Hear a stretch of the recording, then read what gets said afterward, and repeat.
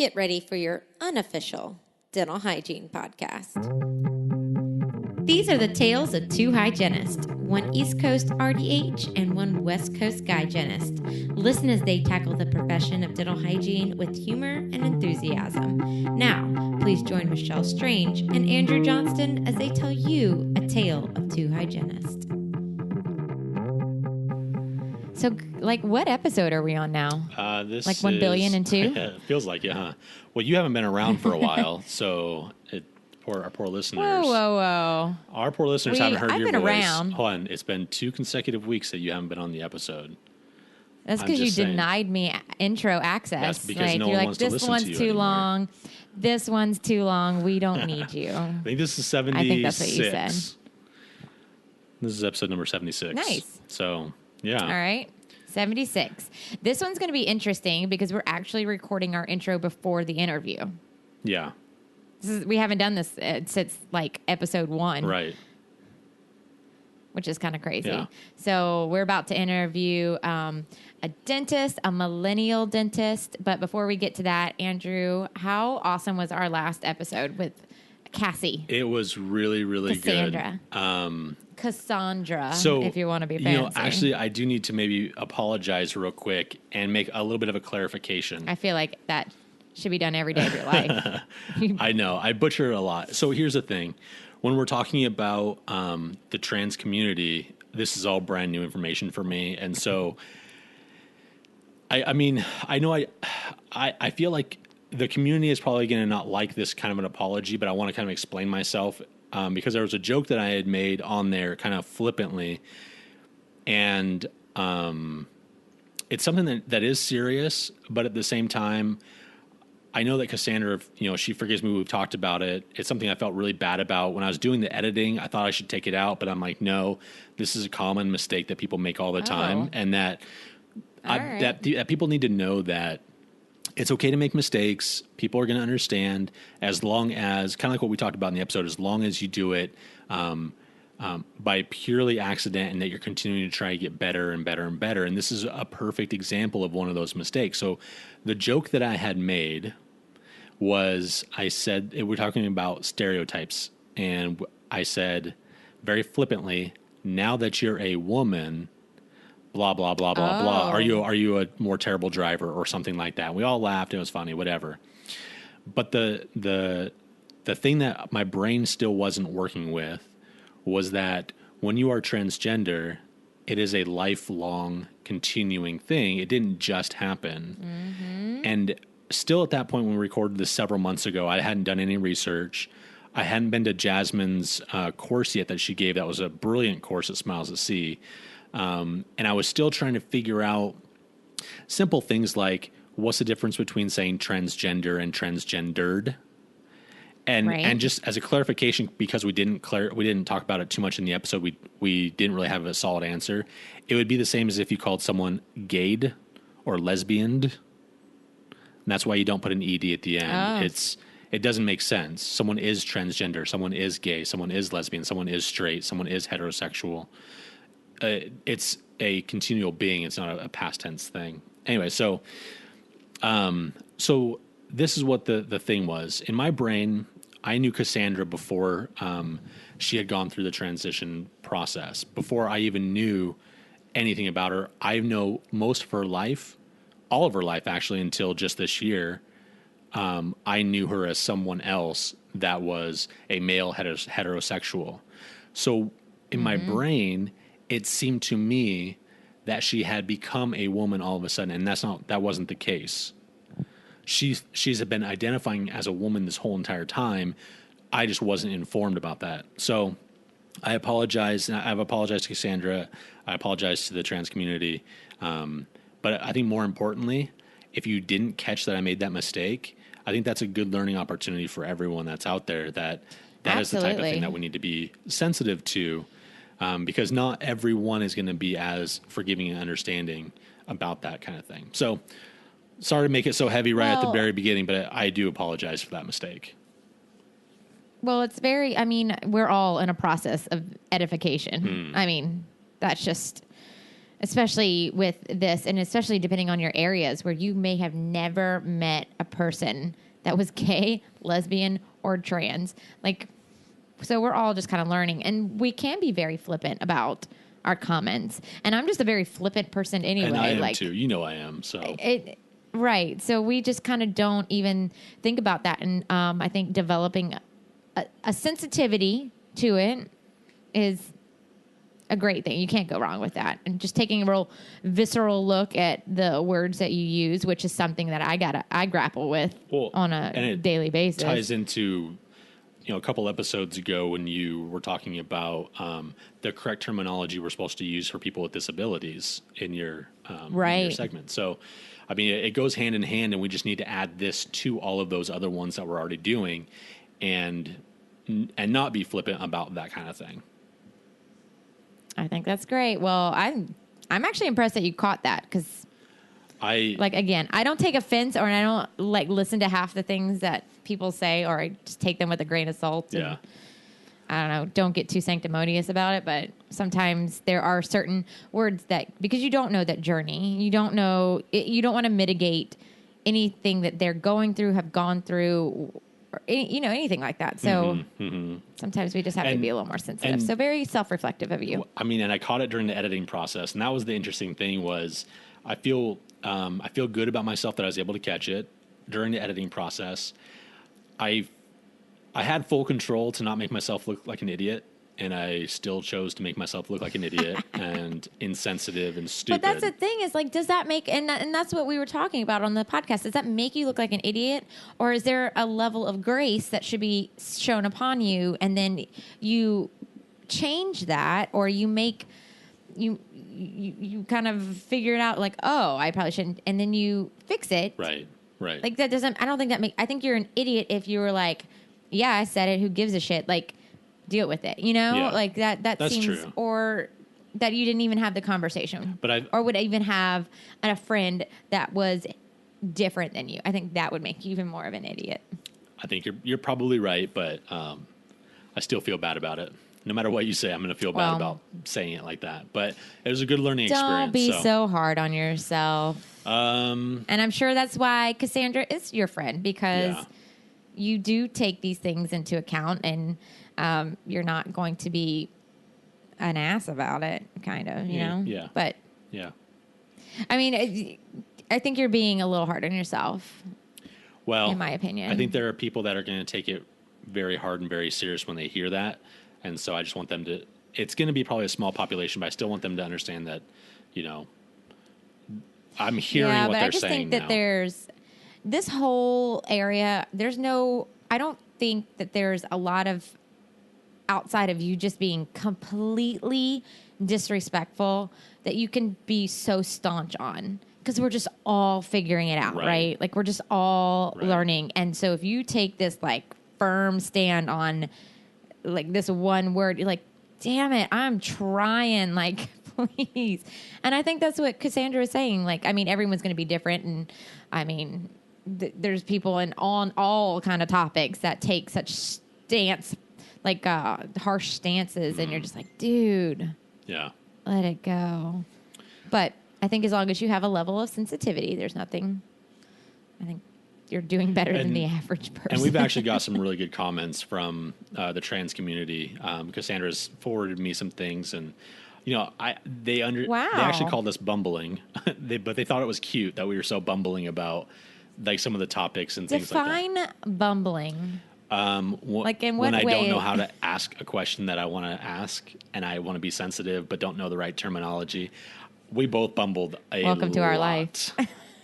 But they thought it was cute. They thought it was good, and they specifically said they appreciated that Cassandra took that time to use it as a teaching moment for us and for our audience. So that was pretty cool.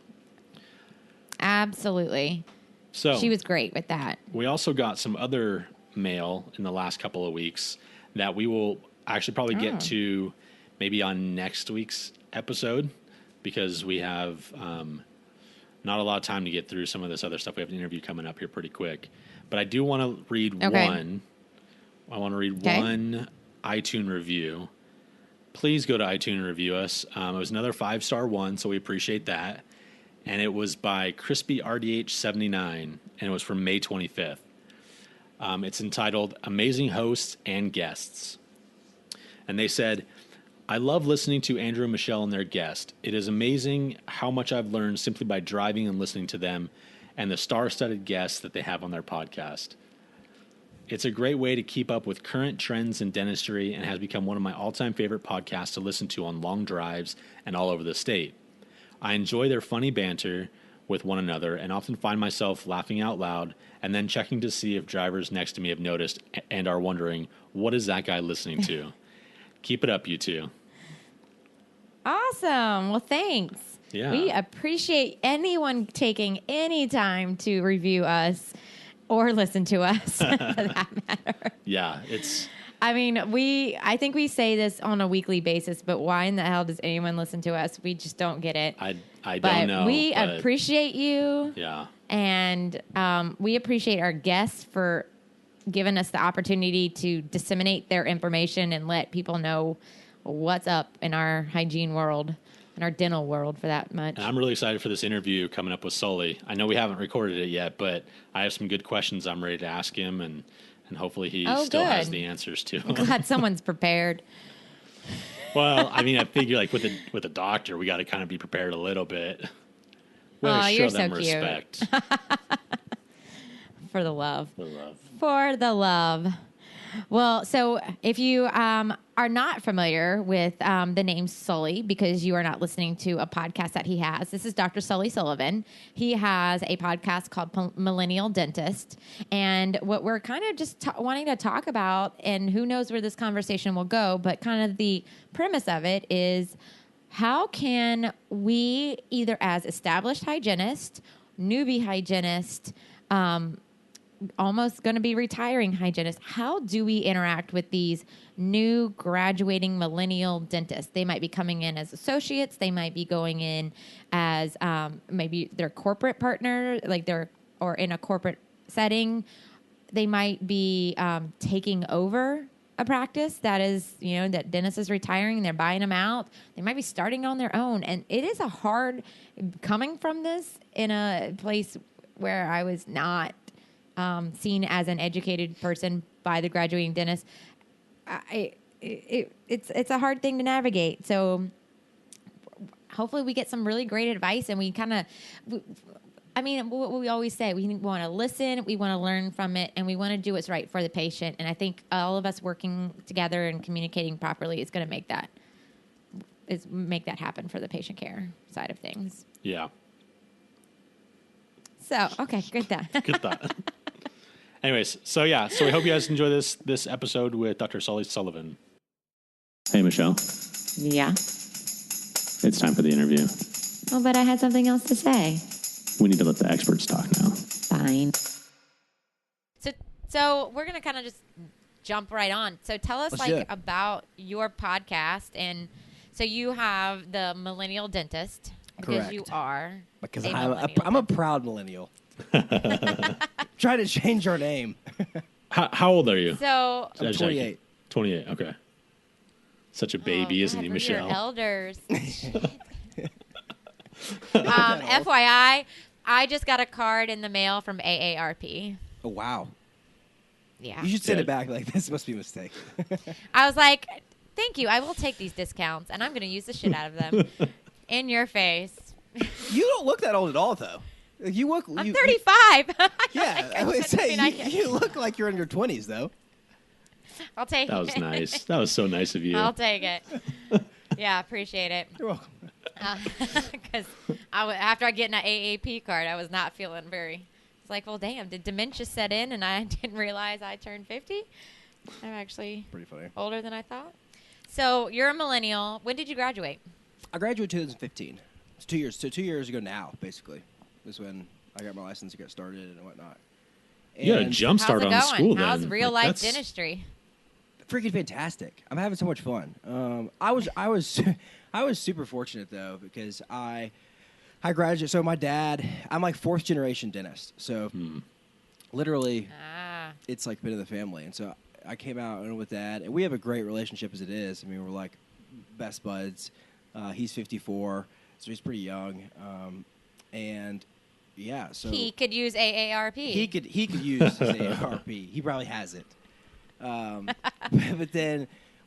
it's kind of, I jumped into that, and that really was huge because, like, for the first year, well, still to this day, and as long as he's there, it's like it's like being an AGD or GPR. Mm-hmm. Just and with that came a super seasoned team. You know, most of the people that were there at the time had been there anywhere from 31 years.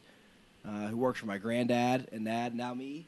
To whoa, that's crazy. Oh yeah, and then the youngest was like 5 or 6 years. So for the most part, people have been there for 15 and 20 years. So, you know, which has its pros and cons, I might add. Yeah.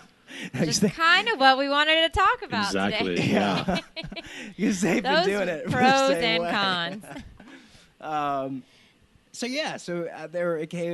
There were pros and cons to us being able to be successful pretty quickly and having a good team. So a lot of the reason, and I bring that up to say that's a lot of why I started my podcast and our podcast was to kind of try to make, instead of people talking about the negatives of the opposing generation, if you will, to really look at what the pros are to working together, because we're stupid if we try to reinvent the wheel.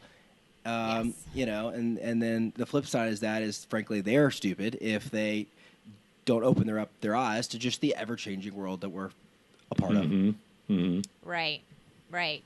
And that is definitely, I think, a hard thing to navigate sometimes when they're not very open. So at least it's your dad, and you can be like, Dad, come on. Versus, like, how do you go into that when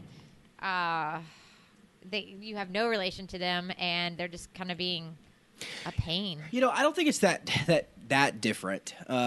In some ways, it was kind of more annoying because what happened with me is I would try it. He wouldn't necessarily be against it, but he wasn't getting on board with it. And so, like, if the owner doctor or the senior doctor or whatever is not actively being supportive, then it was hard to implement stuff because they just be like, oh, well, whatever. But then, 2 weeks later, it would be back to the same way that it was.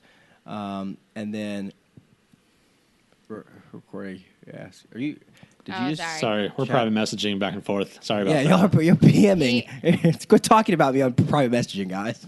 I'm feeding her lines of things to ask you because I like that. That's what he.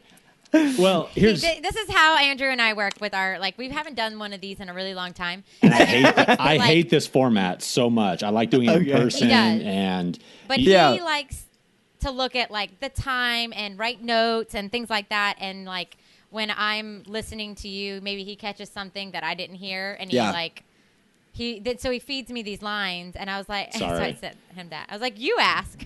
Sorry. We'll still talk about you behind your back, but keep talking. Well, but it's sure. I'm gonna ignore the pop-up messages. Y'all open your own text. Start texting or something. The problem is that was my screw up, and that was just be a private message. So now that I know millennials wouldn't have done that, but those old 35-year-olds, I mean, they just don't know how to work technology. I'm sitting here going, why is she chatting me that? She's so old, man. So, anyways.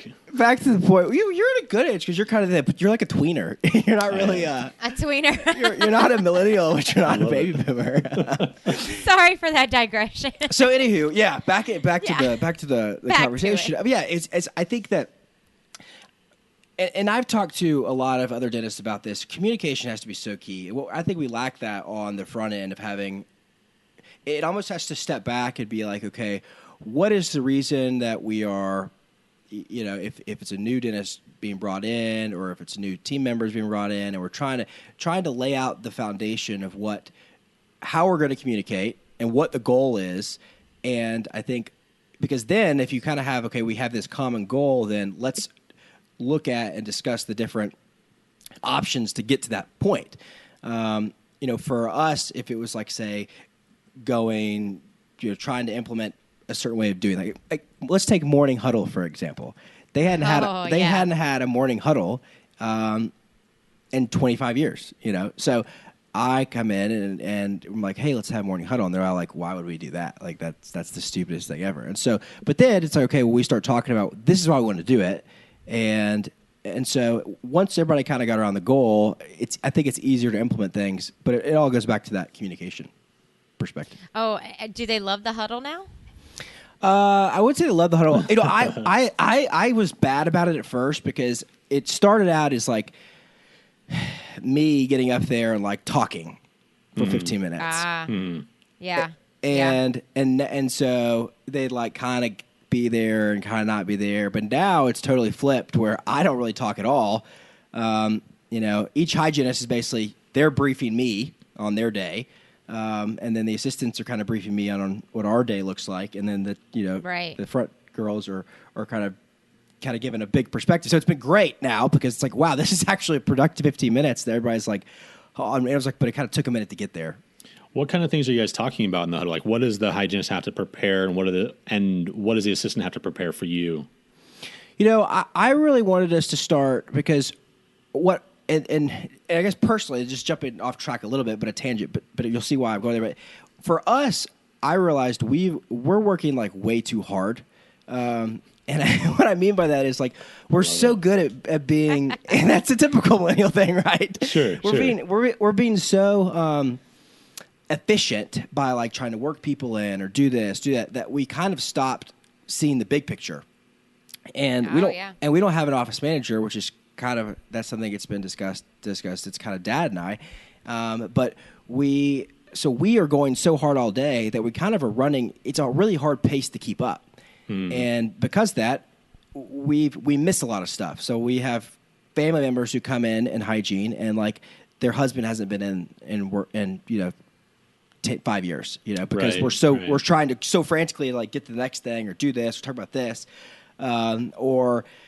We're doing a lot of sleep apnea stuff. So it's like trying to kind of figure out now who we talk to, trying to have a better approach to not working as just frantic and trying to kind of step back and be more productive. And so a lot of our morning huddle now is time to look and say, okay, well, they're coming in, what do they have treatment that's proposed? Have we talked to them about treatment? Do they have outstanding balances? Do they have money? Do we, have their kids been in? Trying to dig deeper than just like Jani's coming in, Right. And just letting it happen. This is a pro fee, right. this is a perio maintenance. Exactly, because that's what was happening. It was just like, and they were great at that, and then we diagnose stuff and move on and that sort of thing. But we weren't really backing out to that kind of global view of what's going on. So we'd have people who would walk in our practice who's got $1,000 balance, and not one person would ask them about that. Or try to like, which is kind of like, yeah.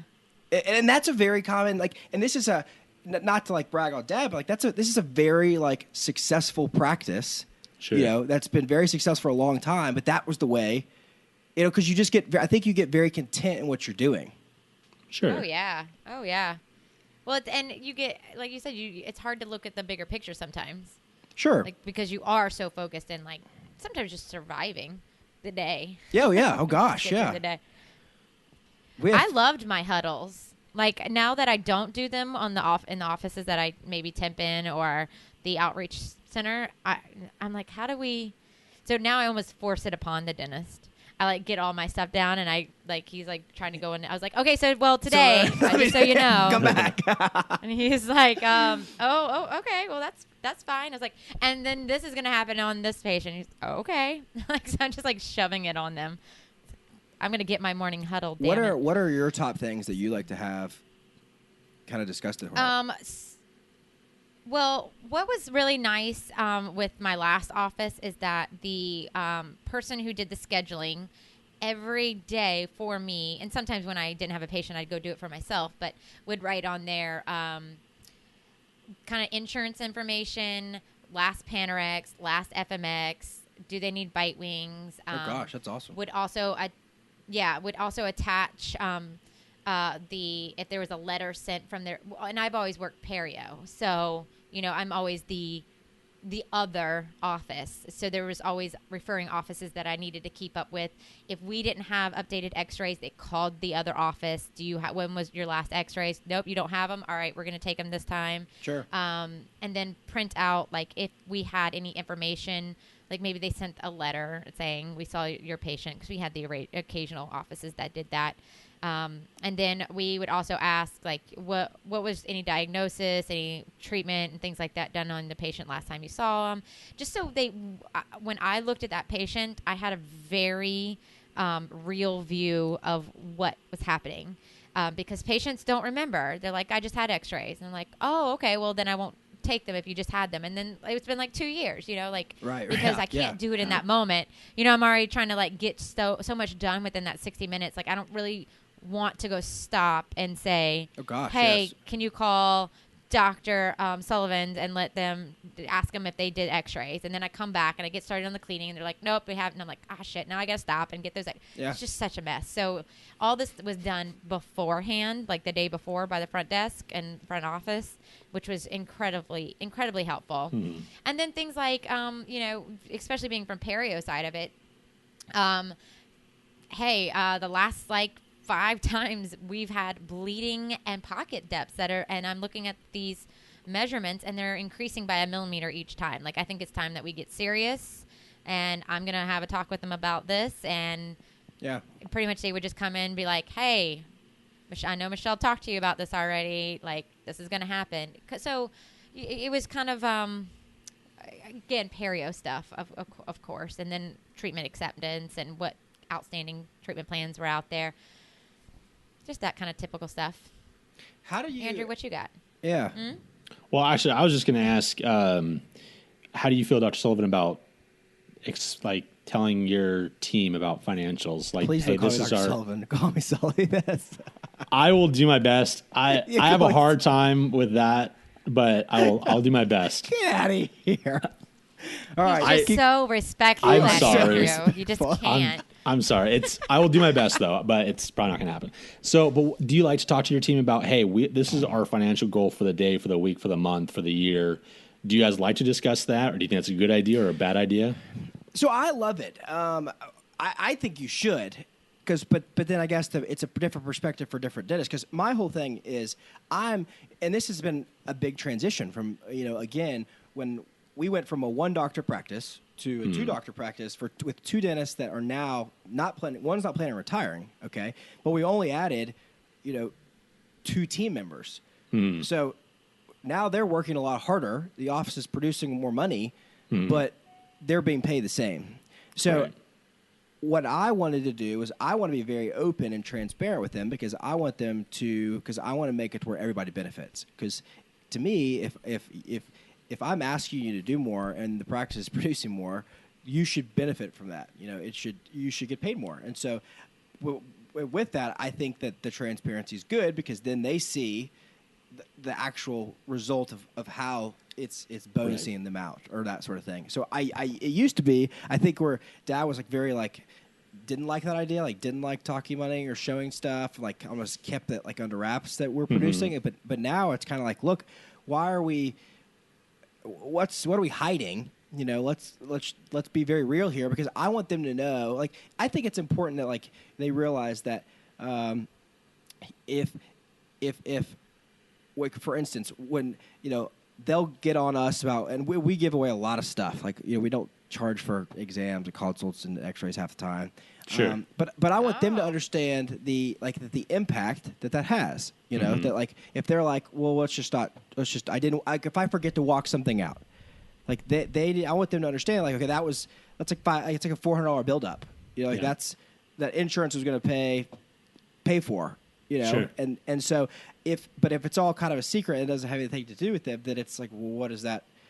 And so to me, I think it's good for them to see. Plus, I think it justifies when they want to make more money or when we want to because does that make sense? Yeah, because they can see the direct impact that they're having if they're working harder and contributing to the overall financial success of the practice.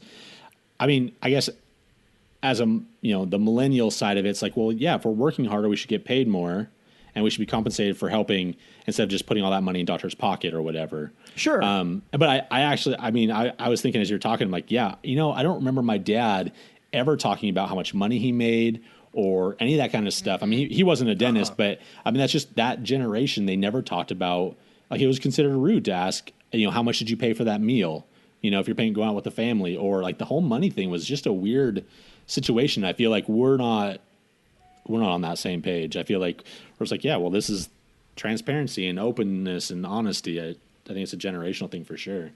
Well, I just don't feel like I have to. Like, I'm not going to apologize for us working hard, being successful, and making money. You know, I feel like that's kind of like, and I guess too, like, I don't. It's like why I try to do a lot of volunteering and a lot of stuff like that too, because at the same time, like, it's like we've been very blessed to do what we do. You know, all of us included in that, and really good jobs. I mean, I think, and so part of that is it kind of goes back to a lot of stuff. So I don't have a problem talking about it. I think it's a good thing. Well, I think also it's I do too, and I think also helping like your team understand at what kind of capacity you're working for as far as your overhead, and helping them understand why raises would be feasible here and not here, or why I need to choose this over this particular consumable because that jacks up our overhead, and like just being very transparent. And because otherwise, I mean, that's when you start to get that contentious relationship of like, they just make so much money, they're not paying us, they're not willing to do it, like I'm just working and work, like I'm a hygiene producer, like I'm just a scaling assembly line, like you just don't, and then you don't feel appreciated. It just like it becomes this snowball effect of just animosity towards your boss and the person where you should be working as a team. And so I think anytime that transparency and communication can be utilized, it's definitely for the greater good, for sure. Well, and that's been a lot of why, like, with the kind of talking about what I was talking about earlier about being more efficient as far as not working as hard. It's kind of we're really trying to transition to doing more kind of like bigger cases at one time. We're doing a lot of implants. We're trying to kind of move our practice to like a higher level of like dentistry. Like we want to do just more elite dentistry. And so, but because with that comes, it's awesome when I have one patient in the morning, and like we get done and we could go home, for that till lunch. Or, it's easier to check for hygienists when I have one patient versus when I have 10 patients with one filling. But I want them to understand why, that's why I get on about saying this or do this. There's just got to be that ebb and flow of communication. Usually doing those bigger cases, though, you need to invest a little bit more money to get the equipment, the technology. Have you had any pushback in saying, hey, I want to start doing more implants, so I need, I don't know if you have a CBCT or whatever you guys use, but, have you had a lot of pushback from your dad, basically? Or we haven't, because he was pretty forward thinking in that. I mean, he's had a CRAT since like 2005. He was really good at basically utilizing the tax, benefits of Section 179, investing in the practice. It was kind of like we joke because like he's not the most financially gifted person as far as like that goes and planning and thinking ahead. Of course, they didn't have Google either when they were in their 20s, but but that was like one thing he did really well, which is like benefit his practice so much, was investing in their practice. And that's like, I battle that. I think that's hard though. That's probably something I've learned more than him actually, that I feel like I've brought in, because I see the value in spending money to make money, and trying to kind of think for that, because I get on to so many of my friends who are struggling in associateships or whatever to produce, or there's not enough production, but the older dentist doesn't do implants. And I'm like, and you want to do implants. I'm like, but they're like, well, it's a $6,000 course. And I'm like, go take the course. Like, you will, I will pay for your course and you can pay me back interest, because that's like a no-brainer, So, and that could, like, and twofold that, which I've really started. Another thing that's been great is bringing your team. We took our whole team to Sierra World back in August. Which is such a huge impact that I don't feel like a lot of dentists do. Taking the team, you mean? Yeah. Oh, this is something I argue with associations like AAP. I was just like, why? It's kind of a little why bit of like, are you learning it and we're not? Like, because then you come and you're like, oh, I learned this new great thing, and here's what we're going to start implementing this, and we kind of go, what the hell are you talking about? Yeah.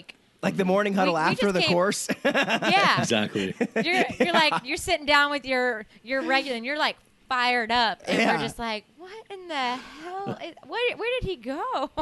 And so to all be on that same page, and the things that, like, again, each one of you are kind of like the expert in your role in the office, right? Like, sure. You know, you all are bringing, that's why you have the huddle. So you can bring each part of your thought process and your experience to that day and say, well, okay, I see where you're talking about here, but I think you might run late over here. And you're like, oh, yeah, I didn't think about that. So when you go to these courses as a team, you could be like so fired up. And I'm like, well, but you didn't think about X, Y, or Z. And you're like, oh, yeah. Okay, well, that's not going to work. And so it's things that maybe could have been answered at the seminar if you had your team there putting in everyone's opinion or thoughts. And, you know, I just think it makes more sense, and get them fired up too for the, love of patient care. Like, let's get everybody fired up. Oh, no. I think we're bad about too. Like when we go as dentists, we try to we'll focus a lot on the, like, how to do something. Like if it's like a, like if it's, let's take sleep apnea, for example. You go and you're learning about this and how to do that. But then you just forgot like all the part that has to do with like diagnosing, seeing, because ultimately, you know, hygienists are the front line of like those conversations. I mean, you know, these people, you know, if their husbands or their bed partners, actually is the PC way to say that. I learned. Nice. You know, if their bed partners snore. And then you have the front team members that, you know, try to figure out how to build this crap, you know. And so I come back like, we're doing this, and they're all like, well, how? Yeah, okay, sweet, you know. So that's a huge. And then I think the two is like, there's something about getting out of the work environment and going to dinner and hanging out. I mean, as dentists, that's such a small amount of money to spend for the return it gets you, I think. Totally agree. On that, sorry. We agree, but it's just like, this is blowing my mind to hear it actually come out of somebody's mouth. It's like, oh, well, I'm probably back because I think that's too. It's like I like love, like I like talk, like I don't know. I think that there should be more of everybody should be benefiting, you know, and that involves, because if they're excited and they're going to education and they're going on these trips, because ultimately it's y'all's patients too, you know. It's not like this is like my practice that, you know, I don't know, mind blown. That was me. My mind was blowing. Like, you just don't hear that very often. I mean, you hear it from the dentists that we have on the podcast because we only have awesome dentists on here. But True. Yeah. But, you know, for the most part, like, that's not a common thing that you hear amongst. There's just a level of constant contention between dentists and hygienists because neither one of us can appreciate each other's role, almost. And I'm actually, this is a question for, well, you kind of you're a little ahead of the game because you're fourth generation 100% dentist, and you've been working and seeing how an office works and what a hygienist does and what an assistant does. But like, if you are in school, I mean, what do you actually know about hygienists? Do we clean teeth? Yeah, you know nothing. And the same for hygienists. Like, we try to date the hygienist. Does that count? Yeah, they tried to date me all the time. It was rough, and I was just like, doctor, please, like. Your bed partner? Well, now that's like my bed partner. Yeah. Or like, who's your bed partner? I'd like to be yours. And that's probably a very true statement. I know so many dentist hygienist relationships, but you know, like there's no level of appreciation for each other's education and role. I feel like, and that just it just creates so many hardships within an office. And I would say the same for hygienists. Like, we become a little entitled because of our education, going into it going, well, they're not going to know what we do anyway. You know, so I'm going to tell that person that I need this, this, and this. And we don't even understand your role as a business person, manager, clinician. Like that's a big shoe to fill, and we don't. Like we can leave at the end of the day and be like, peace. I'll see you tomorrow. You don't have to like follow up with phone calls at night and on the weekends and that kind of stuff. So I would love to see our educational system for dentists and hygienists combined. Like, why aren't we all taking anatomy and physiology together? That's a great one. Yeah, I have no idea why there's not more interaction. Why aren't we taking morphology and pharmacology and why aren't we taking all the basic courses? Our extent was like when we were fourth year, like when we were done with like our peer requirements, we could go get a hygienist to come down and do the prophy for our patient. Like that was the extent. So it was like, but it was like a terrible relationship because it's like, oh, we're gonna pawn off the prophy on them, right? I was usually nice, but I was like, look, I suck at this, so like, I'm gonna make them bleed a bunch. Like, just help me out. Could we prevent the gingivectomy? Could you just come down here and don't give this guy an ultrasonic? That would be great. No, I definitely. That's such a good point. I definitely agree on that.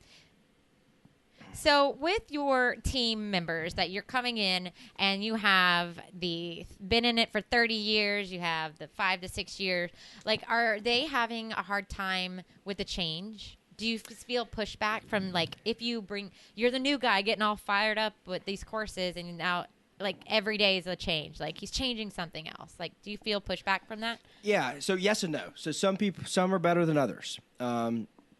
You know, and I think this applies really good to both dentist and team members, but what was told to Dad and I when we kind of, by the transition guy, was he said, the biggest problem in like a younger and older success kind of pairing is basically the younger dentist thinks that they know it all, and then the older dentist has like an ego problem. So the younger dentists are entitled, and the older dentists have an ego. And I think it's the same way with older and younger team members, because so I come in, and if I feel entitled, and they feel like they've been doing this for 30 years, and they know more than me, then we're already off on a bad foot, right? So what I had to realize, and again, I was very fortunate to kind of get and Dad was pretty good about letting me kind of be me. And so I got smacked in the face by the team a couple times. Like we're talking like, you know, there was one day where we sat down and they kind of all came to me and were like, look, you're being an ass. Like, you know, you but a little bit was like we kind of had gotten to the point in a relationship where like I wanted them to be able to say that. And like that was really hard to hear, but it was probably like the best thing, right? Because and the flip side is there's some of the times I've tried to implement something, and I'm like, you know what, you got to do this. Like this is like this is something we're doing. You know, we didn't have consent forms. Oh no. Oh. And so, and so many though. Like I think that's more the norm. Again, this is a successful practice. Yeah. But we didn't have consent forms, and it's because like Dad's a good guy. He does things. He's an honest person. You know, he treats people the right way. People don't really sue you. But at the same time, I was like, look, this is not a non-negotiable. I was like, we are having consent forms. You know, and you're going to get them. I put my foot down. Yeah, I can't do this. I'm not going to worry about it if I just took someone's tooth out. If like we got a consent form signed, I was like, goodness gracious. So, it's still really hard. You know, one of our oldest, she's like 61. She's probably the best. She's great. She's been like understands that like, you know what, I'm going to implement this. Well, that's the one that went from your grandfather to your father. Well, so she's probably really great with transition. Yeah, and then you know, and so it just there's technology gap, which can be tricky too, because you know, and I get that. You know, for me, computers like you know, that's easy to pick up on, but for them it may not be. You know, I get that. One of our assistants is the most stubborn. She's the one actually that's been with all three. That's been the hardest, just because we're actually trying to. We kind of had our assistants kind of floated. Like there was not like one designated like a column or a chair, because we have 3 assistants and 2 doctors, and we've kind of dropped a column because we were running 4 columns, 3.5 kind of columns to just straight 3. It's just straight 3 columns, and then now 3 chairs so that they could all be responsible for their one thing. Because what was happening was two of them were basically doing three people's work, or she was just kind of, socializing with patients and that sort of thing. So and I still don't feel like we made a joke. She's been on vacation for 2 weeks, and we had from the way our previous front desk had done our codes, it didn't have like the code; it had like a description. So instead of like, 7, I don't know the codes now because like D4910 or something like that. It would say like Periomania. Yes, thank you. Whatever that code is. So, so we knew that she would be like a pain in the butt about us going to codes. Back, and so we did it when she was out of town. So now she comes back. And, hey, look, we got codes. That's smart. But we were like coding out things wrong, or or things weren't getting coded out, or they'd be coded incorrectly, and so it's like this is, silly. So, that's so hard. I don't have a good answer to that because half the time they're good about doing stuff, and other times they're not. But I do think that if we would, as a young dentist, would understand that we don't know it all, then that's going to put a really, because I think that's anything we do. If you kind of come in with that mentality of a learning mentality, you're going to get more respect. And that I think was my problem. Like I came out kind of feel like I'm the doctor, so like you're going to do what I say, no matter what, right? Like because I'm the boss. Right. And so I was leading more as like a dictator than more as like someone who they wanted to follow. Right. And so not a leader. I probably do about half and half now. No, but well, I mean, there are moments when it's your office. You kind of have to be a dictator, but it makes sense to all communicate. And I think I was telling you a story of like, I don't know how. I think assistants have a little bit of a harder time because coming from being a hygienist and a surgical assistant, like I did both. And when I was in the hygiene room, I did my thing, and they only came in for a snippet. Like you just come and do your exam. Takes me no time to learn your technique and your routine. But for an assistant, like you are probably drastically different as far as what tools you want next, how do you want it packaged, all these things.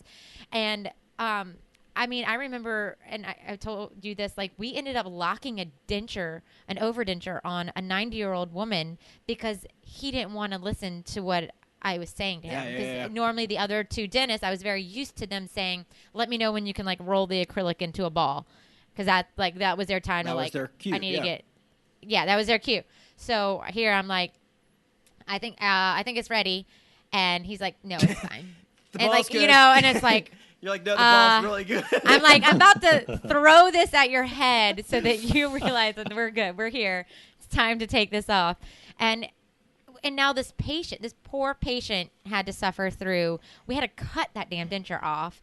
Now we have to go through that whole thing of not just picking up new locators, but now we have to get a whole new one. And that, just for the sake of patients, it's like, just listen. Like, I'm not trying to, like, undermine you and tell you in front of the patient that you don't know what, this is just a normal thing that I normally would tell my dentist. And, like, one dentist wanted me to put things on the chest, and the other one was like, don't you ever do that. I'm like, holy shit. Like, that's what I've been told I'm just doing what I'm doing, dude. Yeah, I got arrested. So I got arrested one time for peeing in a parking lot. Well, I was in college, and I was like, "That's what I was taught to do. I was supposed to be outside. Like that's what my dad always told me to do." Anyway, I don't know why I just told you that, but it felt like that same sad story. I see the parallels. I think that really landed. True. Okay, back on track though. I agree though. So my question though is Michelle though did they do after that? Was there like a moment like aha? Like, do they get it? Because like I think you're gonna have that. Dentist, like there should because and that person's gonna fail though too. Like like there's people who are gonna lock the denture on, and then they're gonna and not learn. Right, and not learn, and not get and in the defense of us, it is hard because you graduate and you think you're a dentist, and you think you know what you're supposed to do, and you almost don't want to you're almost afraid to admit that you don't know. That makes sense? Right. Like, it's almost... Oh, no, totally. I have that problem sometimes. I'm afraid that... I don't want to, like, my team members to see that, like, I don't know the answer, or, like, I don't know how to do that, or asking for help. It's hard, especially guys. Like, we suck at asking for help. Like, let's be real. Or ask for directions or well, whatever. And then... Yeah, right.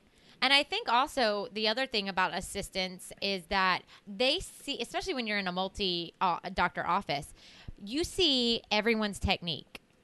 And if you see one doctor that's doing something really well that works, for instance, right now I am volunteering at an outreach program. All the newbie dental students have come in and they're learning extractions, which I'm not kidding. I might have PTSD from watching them learn how to do extractions. Yeah. It's horrific. Horrific is the first time in my 17 years of dentistry seeing this act. Because normally I've been working with periodontists where they're like, they are like, where they're just, it's gentle. It's the worst. Like, did the periodontists are like, every ounce of bone must remain on that facial wall. And these people are like, I'm not kidding. I think was it you, Andrew? I emailed and I was like, I think I have PTSD. I'm not going to sleep tonight. It was horrific. But I kept kind of like trying to like, how do I approach saying, what if you tried this because it worked for this dentist? Like, what if you put the elevator here? Or I don't understand why periotomes aren't a big thing anymore, as I don't see it as frequently used. And I had a periodontist, I swear to God, could probably extract a tooth with a peritome alone. And I remember trying to show one of my dentists that were struggling to get this ankylosed tooth out. And I was like, hey, maybe you want to like... Right. Let me help you. And it was just like he wasn't having it. I mean, he was also in a very frustrated state of mind, and everything was kind of like not working in our favor. So it probably wasn't the time it wasn't a teaching opportunity. But how can a team member approach you in that way when they say, or even, so this is a hygiene podcast, so we look at it from a hygiene standpoint, like, hey, normally when so-and-so came in, and I said, I see 5mm pockets that are bleeding. I think maybe we should move into SRP. And you're like, nope, see you later. Have a good, like, I'll see you in 6 months. And I'm like, hey, can we maybe talk about, like, how do we approach this treatment planning? Is there a good way, especially with a new grad millennial dentist, that we should be approaching that? I think the best way is, well, first off, not in front of the patient. Obviously, I think that. Oh, cool. Yeah, of course. That seems like a no-brainer, but I've seen it make comments. But like, it does sometimes need to be said.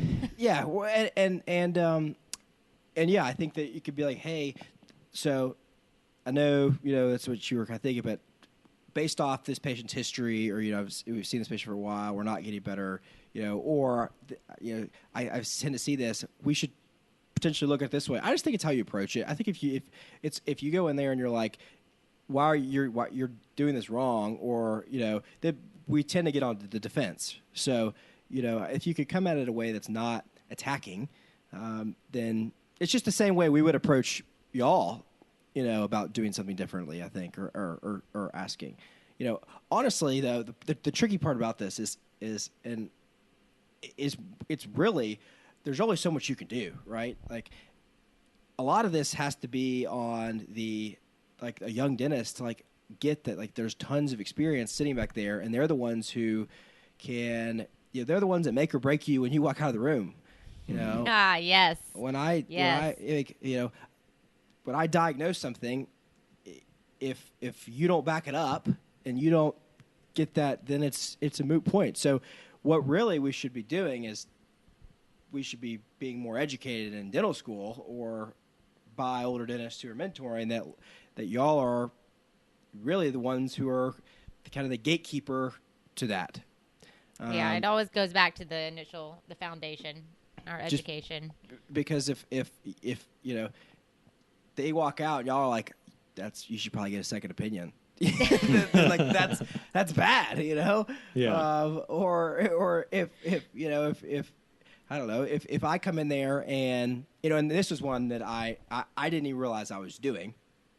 they would come in there and they would kind of have briefed them on that they've got like a couple cavities, like there are, or whatever it is. Suspicious areas. Like, thank you. Suspicious areas, or that they, have some deep pockets, or they've kind of, when they've already prepared the patient already understands the potential diagnosis and they're kind of ready to move forward with whatever treatment they would need to do that. And then I come in there and say, like, I think it's fine, or let's just watch it, or whatever. Then I just completely undermined you.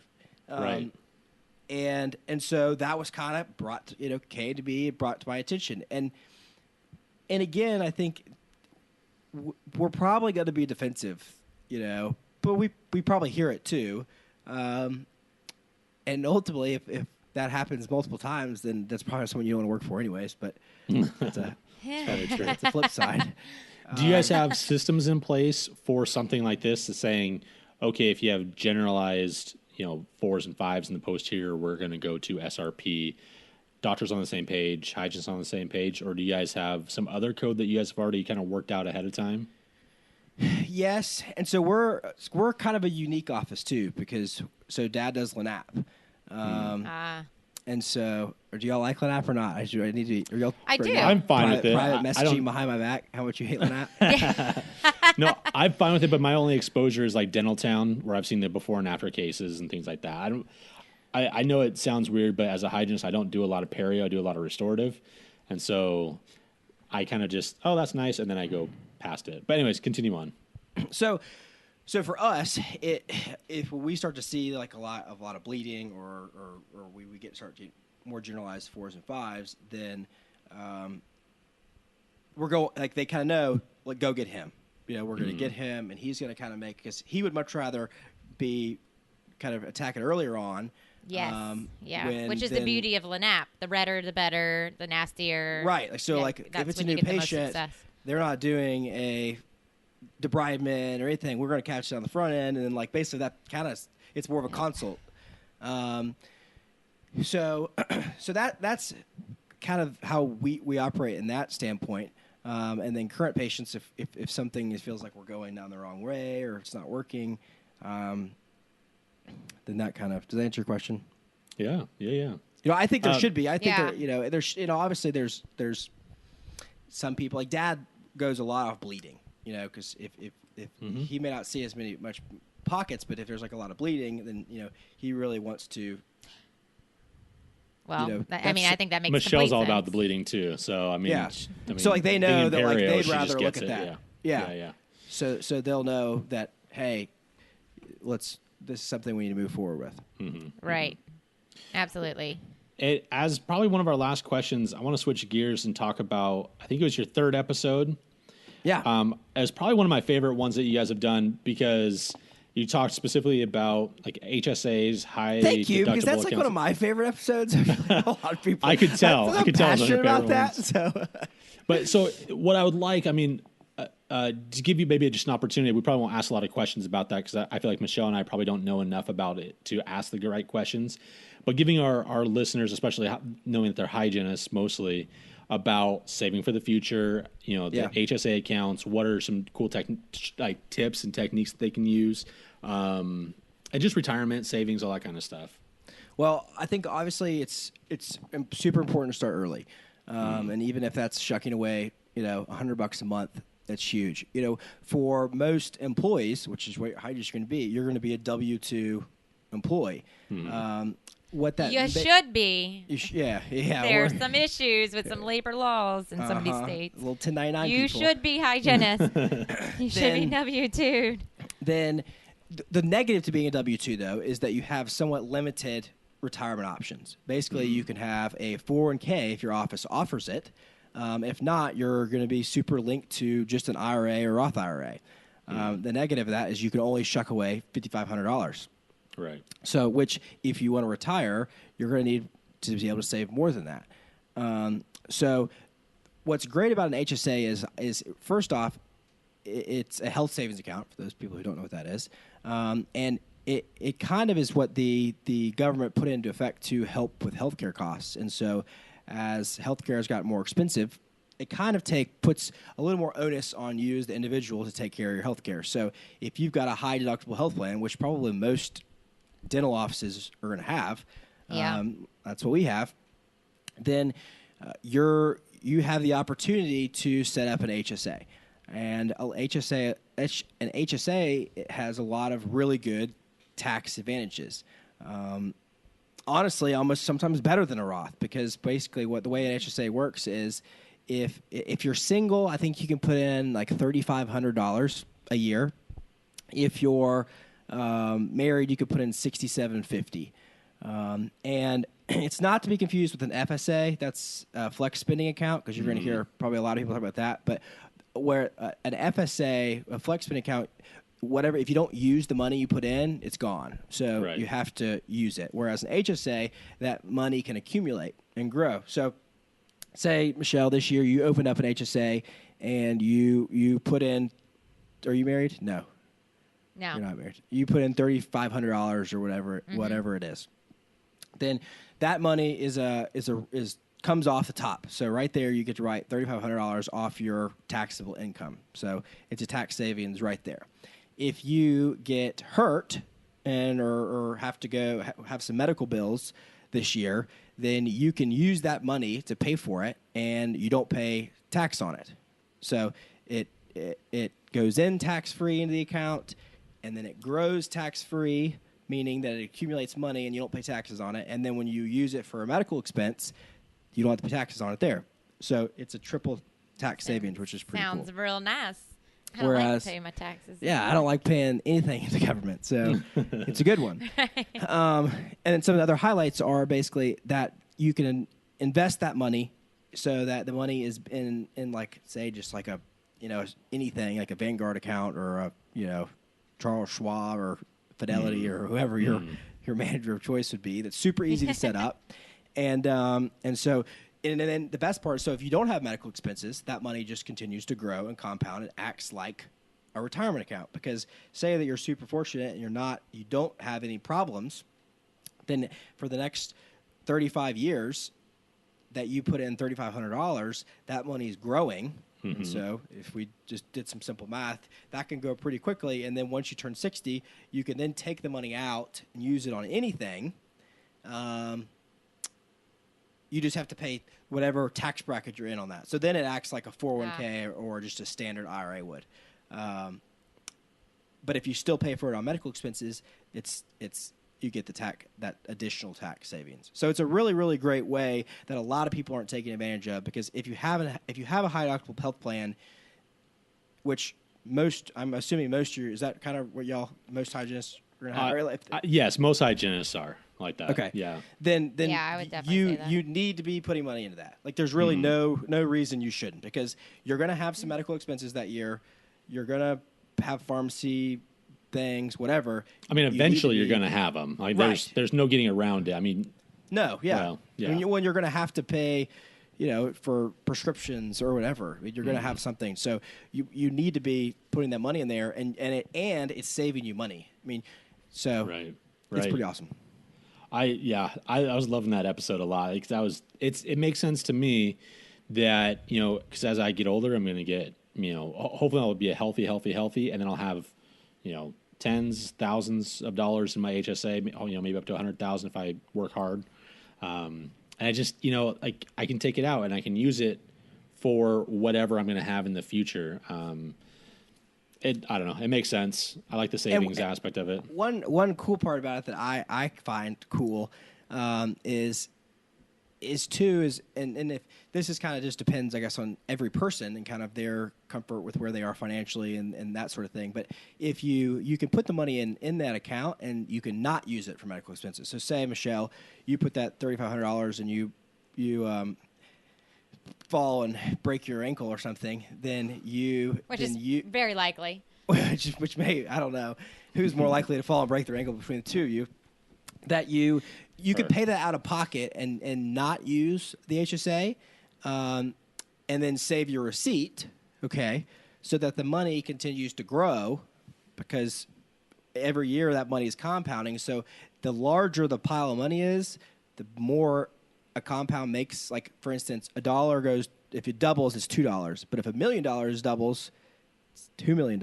So if you allow that to grow instead of paying the medical expense up front, if you can afford to do it, take the hit out of pocket, and it kind of forces you to save, then if you save those receipts, you can actually reimburse yourself in a different year for those past medical expenses after it's grown. Is there a time limit on that, or is it just no? There's indefinite? not currently. The government could change that. Sure. But no, there's not. And ultimately, I'm a proponent of that way because I think it forces you to save more. Because if you've already put the money in, and you fall and break your ankle, and you have to come up with the money out of pocket, you're more likely to like skip your Starbucks or skip going to movies than if you just use the HSA. So that's why, and you should pay yourself first. Those are my other two things. I'm super passionate about personal finance, but. And so when you take it out, when you're, I know we will. I just have one more question before we wrap it up. So if you were in that tax bracket when you take it out, like, it's not the tax bracket what the money would be in. It would be the tax bracket which you're currently receiving income. Correct. So you should definitely downgrade. Yeah, you should definitely go part-time and get into a real low tax bracket before you take that money out. Right, and you wouldn't want to, because you're and ideally you wouldn't be taking it out until you're retired anyways, and so at that point, you'll be in probably, or hopefully you saved up to where you're in the same kind of tax bracket. 50 apparently. Yeah. So I'm ready for retirement any day now. Look at you. The ARP card. Well, I know, right?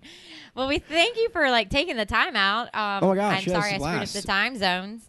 I don't know, you're fine. We'll definitely want to have you back on because I actually want to talk more about LANAP and bleeding and that whole thing that works within your office. Are you guys going to Serial World this year? We are, yeah. Super pumped. Okay. Andrew, shut up. You and I might talk more. Yeah, we'll definitely meet up. Well, and I want to get y'all on our podcast too because I feel like I think this is great, us talking, but really young dentists need to hear from y'all and the way that y'all can influence and make our practice because really, and that truly is not just saying that. Like that's a big testament to my early success is having a really good team around me. So. That's awesome. No, that's awesome. Yeah. We love being on other people's Michelle podcasts. likes to talk. Don't worry. She got plenty of opinions. I like to talk, and we podcast. don't have to edit. It's great. That's sweet. Perfect. Awesome. Well, thanks. And what kind of contact information? We definitely want to send them to the Millennial Dentist podcast, which is on iTunes and all of that. All that stuff. My email is drsullivan04@gmail.com. So anybody's obviously welcome to email me or contact me through the podcast. But yeah. I love it. And if they're in your area, where in Tennessee are you? Oh, yeah. What's your practice name? We're in Brentwood, which is Nashville, just south of Nashville. We're about 5 miles. Go Preds, by the way. Predators are in the Stanley Cup. And Sullivan Dental Partners is and we are doors are always open for anybody who wants to stop in and check us out. So nice. Sweet. Awesome. Well, thanks for Doctor. That. Appreciate it. We look forward to having you back on. He called you Doctor again because he just there you go. Listen. Whatever. That's all right. Well, sweet. Thank you. Well, thank you. Well, wow, what a great interview that probably was that we think that we had. Is that how we're going with this? Things and stuff. I think so. We are not recording this before we've ever done the interview. Wow. But we're just Michelle may or may not have a time commitment after the interview and we may or may not be able to do this another time. So true. My granddad turned 90 today. I have to go celebrate him. Happy birthday, Granddad. Yep. Love him. And also, there is a skink in my office with me, and I might have a small heart attack. I need to get out of here as soon as possible. Okay, explain the skink thing to everyone who doesn't know what that is and why you're freaking out. Take a lizard and a snake and make it have a baby, and you have a skink. And then make it black with weird stripes on it. It crawls like a lizard, but slithers a little bit like a snake, especially when it gets bigger and its tail is all fat and gross. Blech, blech. This one's just I keep looking down. This one's just a baby one, so I'm not going to have a major heart attack, just like maybe a minor ischemic stroke. That's all. And you're worried about your pets eating it? Yeah, so my I didn't know this until 2 years ago, but my mom has a cat that lives outside, and one day they opened the door and the cat was like couldn't walk and its head was turned to the side, like kinked, and they literally thought like maybe it broke its neck or like it was something weird. It looked very strange. So they took it to the vet. It started having seizures and doing that like all of a sudden that like, you know, like a cat fighting kind of thing. And then would throw up or pee on itself or something. Like it was just awful. Yeah. And they were like took it to the vet and they ran all these tests. They couldn't figure it out. They thought maybe it had fallen or ate something. Well, then they found a dead skink. And they looked it up, and it's poisonous to cats and animals. And I guess they have some kind of poison on their skin or something like that. And so now this cat has forever had, because it creates neurological problems, essentially, for the animal. And so this cat can't straighten its neck. It's always tilted to the side. I have a picture. I'll have to post it because it's the sweetest little cat. And it looks so pitiful when it's always looking at you like this. And it just always looks at it. It's has understanding. It's so sad, like because it has to like quickly like take in food like really fast and like then turn its head to the side and eat it. I'm like, oh God, it's the saddest. But it also has to be kind of an indoor-outdoor cat because it just now it's gotten better. I think it's recovering, maybe if that's even a thing that it can do, but it doesn't like throw up and have these like weird random hide in a corner and start like doing that you know how that awful sound you hear when cats fight. Oh yeah, it's crazy. Yeah. So I feel so bad for that cat. So now I don't want like my animals to get near them. I almost stepped on a snake the other day too, or me. I almost stepped on a snake. How So right behind my fence is like a small wooded area that separates two neighborhoods. And in the other neighborhood, not the one that I pay HOA fees for, but the other neighborhood, there's a little tiny dog park. And I like to take Lola over there and I can answer emails and she can just kind of do her own little thing in the dog park. And so I have to walk through that like tree lined area. And there was a snake in there. Probably just like a garden snake or whatever. I mean, welcome to the South. Like that shit's everywhere here. And I'm pretty so I saw it mid-step because Lola was kind of like pulling me through this like because I have to duck and weave through it. You know, it's not like a easy thing to go through. And she like pulls me through and I try not to step. And I'm pretty sure I almost pulled a hip flexor like trying to levitate. Like I was so scared I was going to step on this thing. It's bad. So there's a lot of wildlife happening in my house right now, and I don't like it. Don't like it at all. Well, I have a really cool picture of Michelle. If anyone wants to pay for it, it costs about $2, and it's her face that she makes. Yeah, it's not worth that much, but it's the face that she makes when she thinks that there's going to be a skink crawling on her. So it's out there. Really anyone close. wants to pay me for it. It's one of those like screenshots when horror and surprise and verge of tears happens. Because you want to cry. Exactly. Yes. So anyways, what's coming up this week for us or the next couple of weeks? We're going to ADHA. ADHA. I'm actually flying to your neck of the woods on Wednesday. Going to Seattle. Did I not tell you? Sorry. I'm coming to Seattle. Okay. Wednesday through Monday. So, yeah, I'll be up there. And then ADHA. My bestest buddy in all of the world, Daniel Lopez, has come to Charleston to visit me. Tried to get you to come. No big deal. That's fine. We're going to do amazing Charleston things. And then we're driving down to Jacksonville and partying with all you cool hygienists. It's going to be great. That is going to be great. Yep. I'm excited. We're going to be recording. I'll be at the Tepe booth, so come see me. Say hi. I would love that.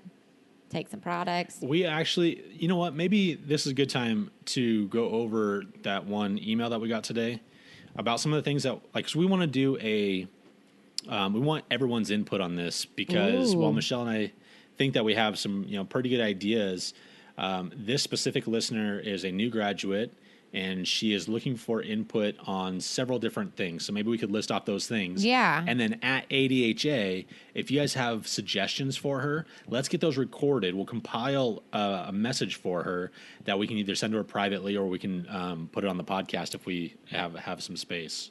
Fantastic idea. Okay, so this email is from Micah. Thank you, Micah, for sending this in. We're so proud that you actually graduated, because it's not an easy feat. So she says that they're going to be starting, her and her friend, actually, that I guess graduated with her, which is very cool, that they get to go and kind of experience this together. They have the opportunity to begin our new journey together and to start from a ground up with an office. The dentist is very pro-hygiene and is eager for us to take charge of the hygiene department. We are excited, but also a little overwhelmed. My friend, they both are big on continuing our learning. So proud of you for that, and making the most of our profession through utilizing any resources available. I have learned so much through the podcast. Thanks. Love to hear that. And so many ideas are running through my head. Awesome. I can't even tell you how exciting that makes me. I was wondering if y'all had any advice or resources of guidance on how to approach stocking, setting up our hygiene ops, patient education, and what to include in their patient bags, and then also treatment planning. So they're eager to be the best for their future patients and their new dental family. Like, how awesome is that? So if you have any suggestions on approaches to, like they said, stocking, setting up their hygiene operatories, you know what I would parallel this to is like having a baby. And, you know, like as a first-time mom, and you go to the baby showers and you get all kinds of stuff. And then reality comes and you're like, I haven't used half of this crap. I just need the basics. This is what is actually going to get you through, this new baby. And then the second one, you only buy like a little bit. And then by the third one, you're like, I don't need anything but a bottle and some diapers. And pretty much we can get, like you're just like.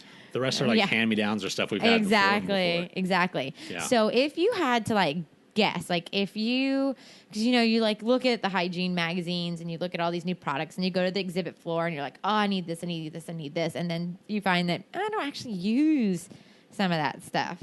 But what are some of your go-to need to have? I mean, obviously we need instruments and all that kind of stuff, and then also, what do you use for patient education? What works for you? Of course, I have all of my ideas on that. What goes in the patient bag is kind of one of my things. And, how to help them with treatment planning and stuff like that. So any suggestions, if you were going into the field and you could pick what you wanted, it was a whole new office, what would you pick? What suggestions? And so if you're not going to be at ADHA, I still want you to get your opinion out there. So there are a couple of things that you can do. One, you can just email us or Facebook Messenger us and let us know, and we'll read that to her as if we were you. We'll do voices and everything. Michelle will do the voices. And then one thing that we've actually been playing around with a lot lately is on your phones, you have the ability to record your voice. So record your voice from your phone. Send that to our email address. What's our email address? A tale of two hygienists at gmail.com. And we can easily edit that into the episode too. So still, please get us your information and let us help Micah. Yes, absolutely. And I think it's awesome that you sent us that. We appreciate you. We appreciate all the new grads. Congrats. And for those that are still got to go take their boards, I think there's some out there that still got to go take their clinical boards. Good luck. Yeah, there are. Good luck. All right, I think that does it for this episode. Yeah, thanks for listening, everyone. And have a great week. Bye, y'all. Bye.